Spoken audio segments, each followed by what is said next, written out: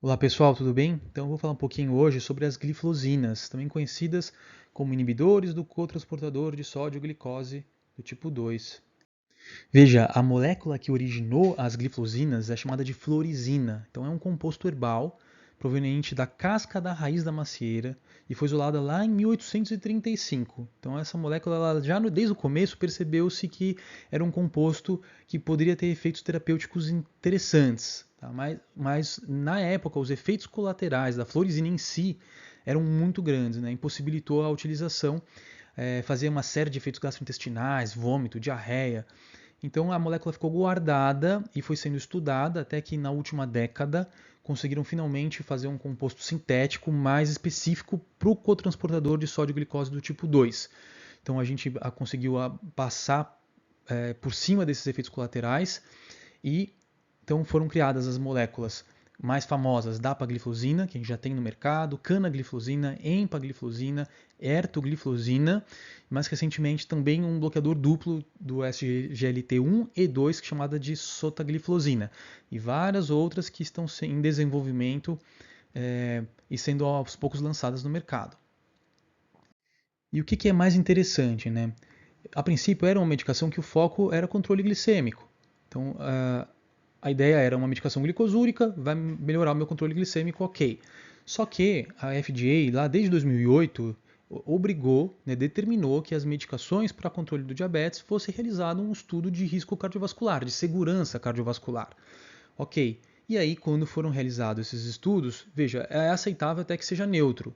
Né? Mas aí, quando foram feitos os estudos, percebeu-se, para a surpresa de todos, que existia uma ampla gama de benefícios, principalmente o que ninguém esperava, era melhor a proteção cardíaca e proteção renal. Né? Fora outros múltiplos benefícios que foram sendo investigados e que a gente vai discutir agora. Falando agora sobre a questão dos mecanismos de reabsorção da glicose nos rins. Veja, a gente sempre lembra do fígado, que é super importante no metabolismo da glicose, mas o rim também tem uma gigantesca importância. Ele realiza sozinho 20 a 25% da gliconeogênese realizada no corpo.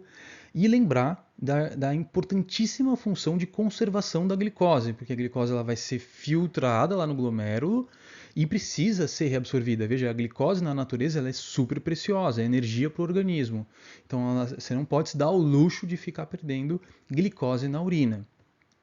Então existe um mecanismo aqui super eficaz de reabsorver essa glicose. Isso ocorre pelo famoso transportador de sódio-glicose do tipo 2, é um cotransportador, ou também chamado de simportador, onde ele reabsorve numa proporção de 1 para 1 sódio e glicose. Veja, a glicose entra pela membrana luminal, aqui é a urina pré-formada, principalmente no segmento bastante inicial, é o túbulo contorcido proximal, é extremamente ativo do ponto de vista metabólico, e lá na porção, ele é dividido em três porções, S1, S2 e S3.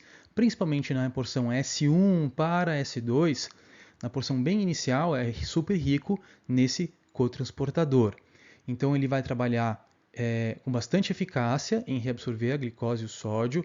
Veja, a glicose na membrana anteluminal, onde aqui a gente tem o interstício e os vasos sanguíneos, a glicose sai pelo transportador de GLUT1 e GLUT2, tá? De uma forma passiva. E aqui, para que o sódio saia, vai ser via bomba de sódio potássio ATPase. Portanto, este é um processo da absorção de glicose e sódio em grande quantidade, é um processo que exige bastante energia. Aqui embaixo também na porção S2 e S3 a gente tem um pouquinho do SGLT1, tá? Que também tem uma função importante, menos importante, mas também faz uma função de absorção de sódio e glicose. Veja, em indivíduos normais, né? Então, de novo, aqui a mesma célula do túbulo contorcido proximal, aqui a membrana luminal, tá? A porção luminal apical e aqui a anteluminal do interstício. Absorção de sódio e glicose. Veja que em situações normais, o maior responsável pela absorção de sódio no túbulo contorcido proximal é esse cotransportador de sódio e hidrogênio. E ele, ao que tudo indica, está correlacionado com a função do cotransportador de sódio-glicose tipo 2. Então, quando a gente aplica um inibidor, uma glifosina, de alguma forma, de forma indireta, a gente também está bloqueando esse cotransportador de sódio e hidrogênio. E já nos artigos, tudo está indicando que pode ser que esse cotransportador de sódio e hidrogênio, que tem várias isoformas, 1, 2, 3, enfim, tem alguma função em proteger, fazer a proteção cardiorrenal. E como eu comentei, mais para baixo, lá no tubo contorcido proximal, na parte distal dele, segmento S2 S3, a gente tem o cotransportador de sódio glicose do tipo 1. Ele funciona de uma forma parecida, 10% da glicose filtrada fica na responsabilidade dele de ser absorvida. A proporção aqui vai ser de 1 para 2, é um pouco diferente.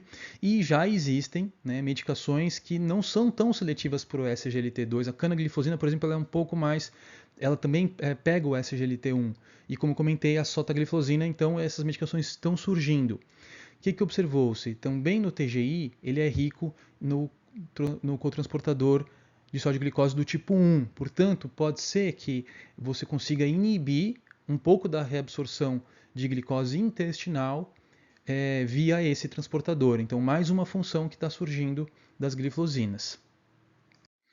O que a gente vai observar na questão do mecanismo de reabsorção da glicose no paciente diabético? Veja, então aquele limiar que a gente tinha lá de 180, num indivíduo saudável, acima de 180, eu começo a ter saturação dos meus transportadores de sódio glicose do tipo 2 e, portanto, eu tenho glicosúria, esse valor vai subir para 200, 240, eventualmente até 270.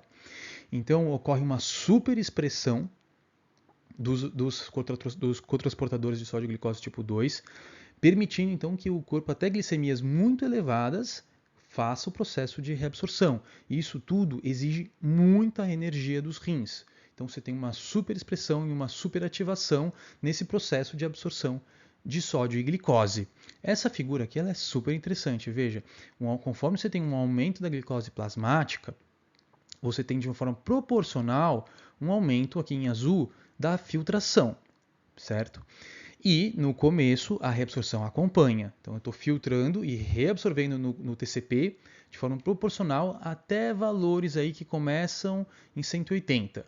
A partir daí você tem uma saturação do seu transportador e aí você começa a perder a reabsorção, ela para num certo limiar e começa então o seu processo de excreção de glicosúria. Certo? Então, esse valor aqui ele pode variar se dependendo do paciente ser saudável, previamente saudável, ou ser um paciente diabético, portanto, aumentando o limiar. O que acontece se eu dou o cotransportador? Eu jogo esse limiar para a esquerda. Tá? Então, portanto, aumentando, tornando a excreção de glicose mais precoce. Voltando aqui no paciente diabético, então eu tenho uma superexpressão do cotransportador. Isso está acontecendo lá no túbulo, bem na parte inicial do contorcido proximal. Portanto, ele está absorvendo muita glicose e muito sódio. E quem que vai perceber, portanto, a jusante, a frente, né, vai perceber que está chegando menos sódio? A mácula densa. Então, a gente tem sensores ali na mácula densa que vão perceber, opa, menos sódio está chegando. Ele interpreta como se tivesse num estado de estresse, de hipovolemia. Portanto, desencadeando reflexos de mecanismos túbulo-glomerulares, de feedback túbulo-glomerular, que desencadeia a vasodilatação da arteríola aferente e a vasoconstrição da eferente. Claro, isso numa injúria, num insulto hipovolêmico, ok, mas isso do ponto de vista crônico vai causar o quê? Hiperfiltração e, portanto, lesão glomerular. Dando continuidade a esse racional, veja o que a gente vai observar aqui. A gente está lá no segmento S1 do TCP.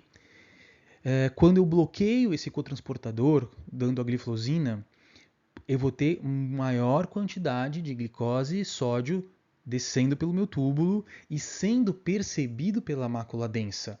Isso é muito diferente quando você usa os diuréticos de alça, por exemplo. Os diuréticos de alça eles vão inibir também a absorção de sódio na mácula densa. Portanto, ela percebe menos sódio e desencadeia os reflexos de ativação do sistema renina-angiotensina-aldosterona e aumenta a atividade simpática. Aqui nas glifosinas não é isso que acontece. Eu tenho um bloqueio muito proximal lá em cima, portanto, a mácula densa vai observar chegando mais sódio. Portanto, ela vai fazer um mecanismo oposto do que eu acabei de falar. Na verdade, a arteríola aferente, ela vai vasoconstringir e a eferente, ela vai vasodilatar. Portanto, você tem uma queda na pressão de filtração e na taxa de filtração e uma redução desses mecanismos neuromorais. Então, o tônus simpático adrenérgico renal também vai estar reduzido. Então, esse é um mecanismo super interessante que vem sendo descrito, né, e explica, então, o mecanismo do feedback túbulo-glomerular sendo modulado por essa medicação. Outra teoria muito interessante é que a superativação do cotransportador de sódio e glicose do tipo 2 no proximal acaba acarretando um enorme gasto energético. Veja, o rim ele gasta uma quantidade enorme de energia e o foco dele está lá no túbulo contorcido proximal para realizar a reabsorção de sódio. Então, 80% do gasto energético renal é para realizar a absorção de sódio. E esse gasto todo, veja, só perde para o coração. Então, o que acontece? Quando a gente tem uma superativação do SGLT2, você acaba induzindo um estado de gasto energético excessivo, levando a uma provável hipóxia renal que leva a longo prazo a apoptose, inflamação, disfunção e fibrose. Então essa é uma teoria bastante interessante que com os inibidores, com as glifosinas, você então consegue bloquear esse processo, melhorando então o gasto energético renal e consequentemente até mesmo aumentando a produção de eritropoetina, que também é citada em vários artigos. E aí, agora mudando de assunto, né? O que observou-se? Que as glifosinas elas combinam, elas caem muito bem com diversos outros agentes hipoglicemiantes. Vejam, grande parte dos estudos foi utilizada as glifosinas junto com a metformina, por isso eles sempre colocam ali a metformina sendo utilizada e recomendada em conjunto como primeira opção para esses pacientes. Mas veja, a associação com o análogo de LP1 foi benéfica. Então, maior queda de hemoglobina glicada, incriminada em maior perda de peso, em maior redução de pressão arterial. Foi usada também comparada em pacientes usando insulina, pacientes até inclusive diabéticos tipo 1, melhorou o controle da glicada, as excursões de glicose graças ao efeito glicosúrico são menos abruptas. Também ajudou na questão de peso corporal e, claro, nem tudo são flores, né? Então a gente tem a questão da infecção fúngica genital, bacteriana também, e cetoacidose, que eu vou comentar mais para frente. E também vale a pena comentar a questão das glifosinas junto com a pioglitazona, que é uma medicação mais antiga, mas que tem vários benefícios interessantes e que a associação das duas parece ser interessante também. Porque a gente tinha aquele problema da glitazona, de retenção hidrossalina, de ganho de peso, de não poder usar em pacientes que têm insuficiência cardíaca ou que estão em alto risco de desenvolver IC. E aí, usando a glifosina junto, a gente então melhora, contrabalanceia esses efeitos colaterais da pioglitazona. E aí, assim, o grande novidade, né, que chamou a atenção de todo mundo foi a questão do benefício cardiovascular, né? Mas poderia se perguntar, mas será que o benefício não é por conta da melhora da glicada? Então, a resposta é não. Né? Não são decorrentes da melhora da glicada, porque, veja, na verdade, essa queda da glicada ela é pequena, né? De 0,6% a 1%, não é nada demais. Né? Então, o benefício ele é desproporcional à queda de glicose. E o que observou-se? Ocorreu de forma muito precoce. E depois ainda descobriu-se que o benefício foi também entregue a pacientes que não eram diabéticos. Então, uma série de argumentos aí demonstrando, e artigo após artigo, confirmando a hipótese dos amplos benefícios cardiovasculares dessa medicação. E aí, o que a gente tem de indicação assim principal hoje? Né? Então, o controle glicêmico, claro, ela foi inicialmente criada para isso, do DM2, no DM1 também pode ser feita com um certo cuidado. Virou a primeira linha de tratamento junto com a metformina, tá? Então é uma medicação que deve ser usada com muita frequência. Na insuficiência cardíaca, que foi a grande novidade, paciente com classe 2 a 4 de NIRA, pacientes com BNP elevado e para todas as frações de ejeção. Primeiro começou com baixa fração, depois observou-se o benefício também para ICFEP. Na doença renal diabética e também, como uma grande novidade maravilhosa, a questão da doença renal não diabética. Durante muitos anos, o que tinha para fazer, né? Controle de fator de risco, IECA, agora finalmente surgiu essa medicação que pode ser usada não só na nefropatia diabética, mas também na nefropatia isquêmica, nefropatia por IgA, GEFS, pielonefrite crônica, nas NIC, né, nefropatia intersticial crônica, reduzindo a albuminúria, e são assim, efeitos fortes, tá? Então é tempo para duplicação de creatinina, reduziu, tempo para diálise, reduziu, morte por causa renal reduziu também, e também não preciso nem falar da questão cardiovascular, com redução de risco de morte por causa cardiovascular, risco de infarto e AVC não fatal, risco de internação por IC, então são múltiplos benefícios que foram surgindo. Só reforçando aqui com vocês, então, os benefícios renais das glifosinas, tá? Quais são as principais teorias? Então, o ponto central está induzindo glicosúria, está induzindo natriurese. Você tem que lembrar da correlação do cotransportador de sódio glicose tipo 2 com o cotransportador de sódio hidrogênio. Parece estar implicado aí nos mecanismos de proteção cardiorrenal. Lembrar da questão do feedback túbulo-glomerular, com um aumento da entrega de sódio para a mácula densa, portanto desencadeando vasoconstrição da eferente, vasodilatação da eferente, aumento da produção de prostaglandinas, até mesmo o podócito é poupado nesse processo todo, e também a dinâmica de oxigenação, redução de hipóxia. O resultado final a gente já sabe. Então você tem uma menor hipertensão intraglomerular, menor hiperfiltração, redução da albuminúria e um menor declínio da TFG e também da albuminúria a longo prazo.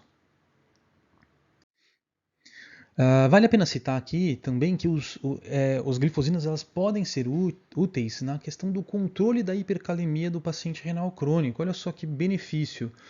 Então, observou-se que os pacientes que estavam usando a glifosina lá nas fases terminais, e cujo problema às vezes você se depara da questão do uso do IECA, onde você tem um aumento de potássio, isso pode ser até um fator impeditivo ou dificultador, e é necessário então aumentar a dose de diurético de alça, é necessário de repente introduzir uma resina de troca. As glifosinas então reduziram o risco de hipercalemia, reduziu também a necessidade do uso de quelante. Então, para isso também elas são úteis. Sobre as glifosinas e os seus efeitos cardíacos, né? Vou passar de uma forma bem resumida. São diversas hipóteses que a gente tem aqui de benefício miocárdico, né? Sabe-se que as concentrações de sódio e cálcio no interior do cardiomiócito está bastante desregulada no paciente que tem insuficiência cardíaca. E o sódio e o cálcio eles têm uma função super importante no acoplamento eletromecânico, na questão da contratilidade e no adequado processo de utilização de energia pelas mitocôndrias. Tá? Então, na IC você tem uma desregulação do conteúdo de sódio e cálcio, portanto você tem uma disfunção sistólica, disfunção diastólica, problemas do uso de energia do ponto de vista da mitocôndria, isso tudo acarreta em maior risco de remodelação prejudicada e de arritmogênese. Qual que foi o resultado que a gente observou? As glifosinas elas reduziram a concentração de sódio no cardiomiócito, diminuiu o estresse oxidativo, e também melhorou o manuseio mitocondrial, então a dinâmica do cálcio. Portanto, observou-se melhora da função sistólica, melhora da função diastólica e redução do risco de arritmia. Tem até estudo mostrando redução do risco de FA. Sobre a questão dos seus efeitos benéficos do ponto de vista metabólico. É claro que a melhora metabólica está se sobrepondo também à nefroproteção, à cardioproteção, é lógico. Um dos pontos que vale a pena lembrar é que é uma medicação que induz uma certa perda de peso. E a explicação a princípio é simples. Então você tem maior glicosúria, você tem, portanto, perda de calorias na urina. Estima-se aí que é cerca de 200 a 300 quilocalorias por dia, né? Então é uma meta-análise já de vários estudos mostrando que de fato você tem uma perda aí de peso significativa do ponto de vista estatístico, que fica próximo entre 800 gramas até 2 quilos e pouco, né? E o que é interessante? Não poderia se argumentar, mas será que não é perda hidrossalina? Sim, no começo é um pouco sim, mas não só. Então tem perda de tecido adiposo, sobretudo também, olha só, perda de tecido adiposo visceral. Essa é uma medicação então que induz glicosúria, induz natriurese e então, portanto, acaba tendo um benefício na regulação da pressão arterial também, certo? Então observou-se redução da PAS em quase 4 milímetros de Hg, redução da diastólica também em quase 2 milímetros de Hg. Você tem um balanço de água e de sódio negativos, né, principalmente nos primeiros dias, e observou-se que por várias hipóteses que eles estão aventando, também pela questão da mácula densa, percebendo maior quantidade de sódio chegando, uma menor atividade do sistema renina-angiotensina-aldosterona, menor atividade simpática. Né? E isso tem um benefício multissistêmico, inclusive de disfunção endotelial e rigidez arterial. Também, de quebra, tem redução do ácido úrico. A gente sabe que o ácido úrico está correlacionado à doença cardiovascular, a maior inflamação, estresse oxidativo. Parece que contribui para o desenvolvimento e piora da doença renal crônica. E nos estudos houve redução do ácido úrico sérico, aumentando a uricosúria. Também tem efeito em lípides. Então, a princípio observou-se, puxa, aumentou o LDL. Claro, isso não é nada compatível, o aumento de LDL, com a melhora do risco cardiovascular. Aí, indo no detalhe, percebeu-se que, na verdade, você tem uma redução do LDL mais denso, pequeno e denso, que é mais heterogênico, e um aumento da fração, que é menos heterogênica. Né? Também tem aumento do HDL e também uma diminuição do triglicérides. Tá? Então isso foi confirmado por meta-análise e parece ter um perfil benéfico. E aí entra um ponto super interessante, que é a questão da modulação da homeostase energética do metabolismo. O que é isso? Né? Parece que o cotransportador de sódio e glicose tipo 2 ele funciona como um sensor do excesso de nutrientes, um sensor de energia, né? A nível celular, lógico. Então, quando você bloqueia esse sensor, ele transmite para a célula de que existe um estado semelhante ao jejum, a privação de nutrientes. E isso vai desencadear uma série de respostas celulares super interessantes e benéficas. Né? Então você tem um aumento de lipólise, um aumento da produção de ácidos graxos, um aumento da produção de corpos cetônicos, de beta-hidroxibutirato. Fora que essa situação de jejum para a célula, ela compreende como um estresse, então ela começa a desencadear a autofagia, começa a desencadear processos de otimização mitocondrial. Então, assim, é super interessante e é uma explicação forte para vários benefícios cardiorrenais. Né?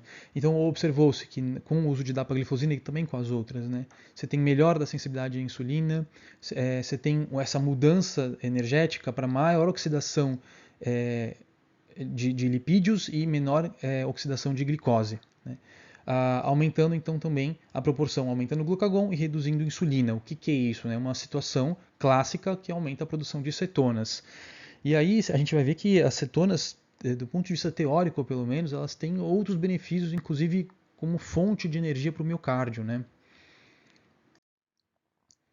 Então, falando já sobre essa questão dos cardiomiócitos, né, eles fazem uma grande parte do metabolismo deles proveniente de ácidos graxos, então isso a gente já esbarra nessa questão que eu acabei de comentar, e 40% só da oxidação de carboidratos. Você tem um grande consumo de corpos cetônicos, né, então eles funcionam como um super combustível para o cardiomiócito, e isso então poderia de repente ser um substrato adicional para a produção de energia no paciente que tem insuficiência cardíaca. Né? Então, melhorando a performance, e tem até estudo que eles fazem infusão do beta-hidroxibutirato e melhora de forma aguda débito cardíaco, fração de ejeção. Então, são hipóteses que eles estão tecendo e aventando. Tá? Nada aqui está escrito em pedra, obviamente. E aí, finalmente esbarrando agora na questão, nem tudo são flores, como eu comentei, a gente tem alguns efeitos colaterais menores. Então, um clássico que é importante lembrar, a questão do aumento da taxa de infecções de trato urinário inferior, né, mais comum em mulher, pode ser infecção fúngica, também bacteriana pode acontecer. Mas o que é importante observar? Não, nos estudos não foi um aumento de infecções do tipo pielonefrite, sepse, né, de infecção de trato urinário superior. Portanto, recomendações básicas de manter a higiene genital, né, um cuidado extra com a higiene genital, manter a região seca. É possível até para pacientes de alto risco já iniciar uma terapia profilática com um agente antifúngico tópico, né? Ao observar se a questão do homem, se tem fimose ou não, de repente já indicar uma terapia. E aí, lembrar que o fato de ter tido até múltiplas infecções genitais não contraindica você usar essa medicação, né, por conta dos benefícios amplos que ela tem. Existia um temor da questão do risco de amputação, né? Isso surgiu para a canagliflozina lá no primeiro estudo no Canvas, né? Então, tanto é que no começo a gente assim não prescrevia essa medicação, né? Porque era a única que tinha mostrado esse problema a princípio. Mas depois os estudos foram repetidos, outro estudo surgiu, o Credence, e meta-análises de mundo real foram realizadas, tá? Comparando com outros agentes antihiperglicemiantes e não houve aumento do risco de amputação. Então lá em 2020 isso já foi retirado, esse temor, então a gente tem tranquilidade em prescrever, desde que se faça, obviamente, para todos os pacientes, a questão dos cuidados do pé diabético. Risco de cetoacidose de fato existe, não é muito, mas aumentou o risco de cetoacidose. Também risco de cetoacidose euglicêmica, lógico. E aí tem fatores de risco, né? Então cuidado com uma redução excessiva da dose de insulina quando você está dando para o paciente já insulinizado, você tem a tendência a reduzir aí de 10 a 20% da dose de insulina. Não faça uma redução muito abrupta, porque isso pode está implicado em maior risco de cetoacidose, pacientes com baixo peso, sexo feminino, que sofreram um estresse cirúrgico, um estresse clínico também, né, traumas, né, abuso de álcool ou uma dieta pobre em carboidratos, isso tudo predispõe. Né? Então você tem algumas estratégias para reduzir isso. Para paciente DM1 ou que está dependente de insulina, é super importante, de repente, orientar a compra de uma maquininha de cetonas. Ele mesmo pode fazer a cetonemia dele e já ter uma noção, né? Então, baseado aqui no valor de cetonemia POC, você consegue ter até mesmo uma indicação de conduta. Lembrar que ainda existe a recomendação de que nos dias de doença seja suspendida a medicação. Né? Isso está em discussão, porque parece até mesmo que reduziu o risco de lesão renal aguda, né? De injúria renal aguda, mas a princípio ainda em dias de doença, paciente que está com muito vômito, diarreia, que não está conseguindo comer ou se hidratar de forma adequada, você deve suspender e retornar depois de 24 a 48 horas de melhora. Né? E é isso, pessoal. Espero que tenha ajudado e até a próxima. Forte abraço.